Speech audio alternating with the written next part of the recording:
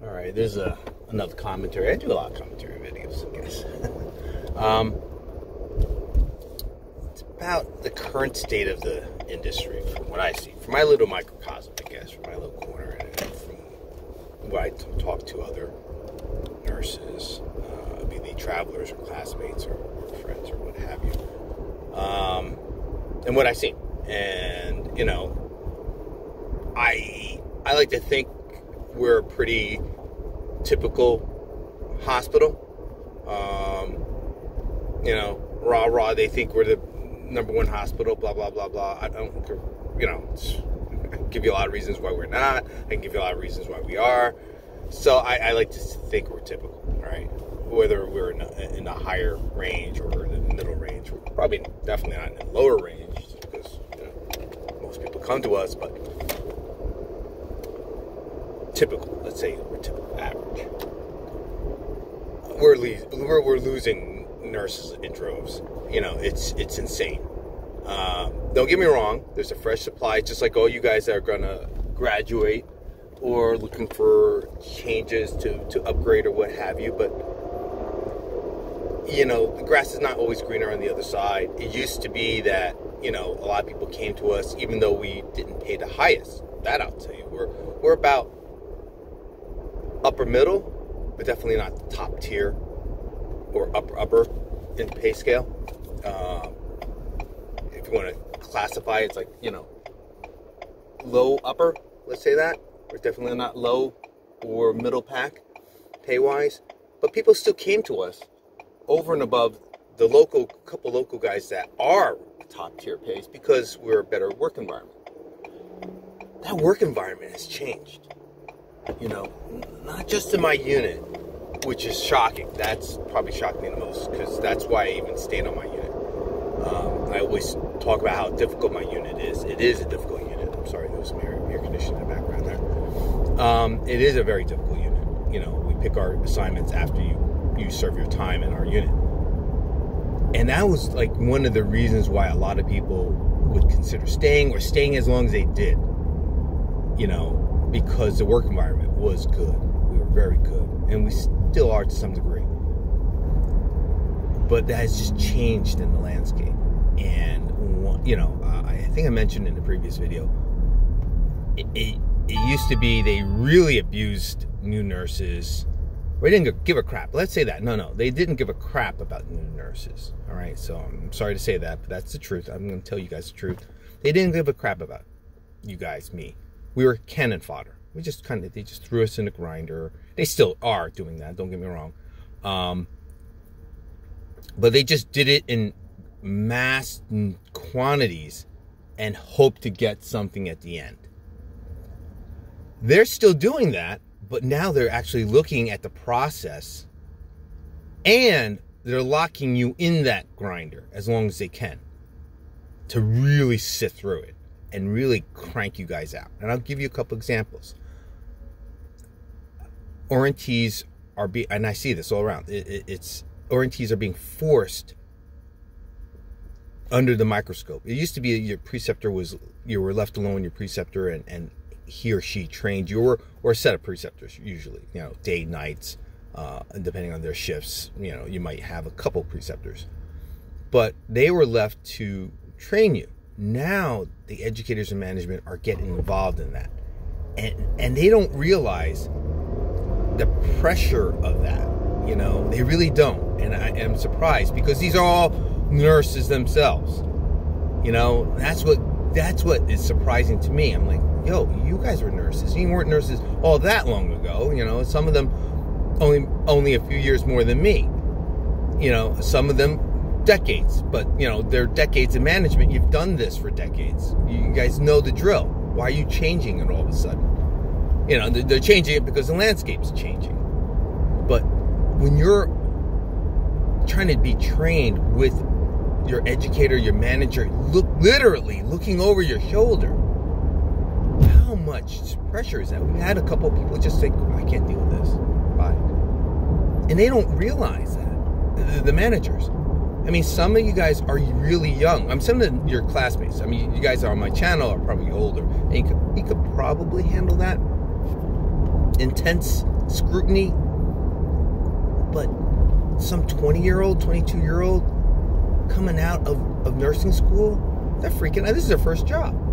It's the first time they're away from home. Maybe they're still living at home. You know, it's difficult when these 40, 50-year-old people, or, you know, people that are like their parents' age, my age, doing that. You can't do that. Okay, that's one aspect. That's one example. Another example is they're locking you guys into contracts. They're realizing, you know, we need to lock these people in because they're just going to jump. Like my unit, they just take the experience and run. You know, I'm sure you guys have seen the memes. I think you've seen the posts and other websites. You know, just crazy, stupid reactions from management. Be wary of what you're signing. Be alert and aware of what you're signing into. Because honestly, I had a couple, not recent, but, you know, newer grads, and I sit down and talk with them, and they're like, "Oh yeah, I signed this." I was like, "Did you read it?" And they're like, "No." I was like, "Why?" That signature counts. You're an adult now. You know, get yourself your own liability insurance. Don't rely on the hospitals or the facilities. That's bullshit. They're protecting themselves. They're not protecting you. It's another tidbit I'll give for you guys. Not that I haven't seen any problems, but I have enough business and legal experience to say, no, you protect yourself. Always protect your license yourself, okay? You know, don't put yourself in really bad situations. I've almost had to call the board a couple times. I was like, this is ridiculous. You can't do this. And we're like the #1 hospital in New Jersey. I can imagine what the last hospital in New Jersey or what have you is dealing with. I'm scared about that. I'm scared for you guys coming in, and they're just going to overwhelm you guys and put you guys through the grinder and what have you. You know, there are mental health issues. This is a tough profession under the best circumstances. You know, the transition from hero to zero was very quick. And I've always said that. I love that saying. They're like, "Oh yeah, we're heroes. Great. Now we're zeros." Again, we do need to stand together. We do need to show some solidarity. And I always espouse that. You know, not that I'm a union organizer or anything like that. It's just we shouldn't be treated this way. And they're going to prey on the newer grads because they have a lot more leverage, quote unquote, over you guys. Don't sell you guys short. You guys have a lot of leverage yourselves because you're in such high demand. Okay? Be aware. Have a second option. My charge was my friend last night. She was apologetic because she gave me a shit assignment. This is what triggered this. And we were talking about it, and I was like, look, make sure you have a plan B in place before you jump ship. This is the charge, ready to quit. She was just like, enough of this crap. And I said, because they're running into the ground. And I felt bad. I felt very guilty. Don't get me wrong. I felt very guilty because I've been avoiding charge.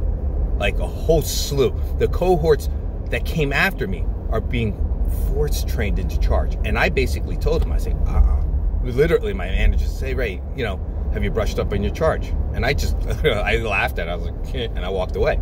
And she just, she hung her head. Because, again, she has very little leverage over me. Now I'm one of the old men. I'm the veterans. She can't chase me off. I chew up valuable shifts for them. You know, shifts that nobody else wants. I'm the one the charges go to for advice and training. Actually, I'm not to my horn, but you know, I'm precepting and training sometimes without the benefit of any of the titles or the extra pay, which they now give, which is shocking. That tells me another thing. I'm like, oh my God, they're paying. So that means they're really in deep shit trouble because they never paid before, you know, any significant amount. Now they're like, okay, here's a decent amount. And I'm like, that's panic I smell. All right. I mean, you know, I hope to organically see that. But when you see it like that, that's panic, all right? This is business. This is business 101 now. This is 30 years of me negotiating with clients and vendors. And I was like, shit. I'm like, mother.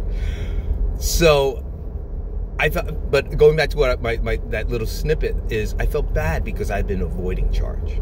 And now I'm beginning to rethink that, but I'm guilted into that because my friends are taking the brunt of that. And I feel really badly because I think it's bullshit being charged. I hate being charged.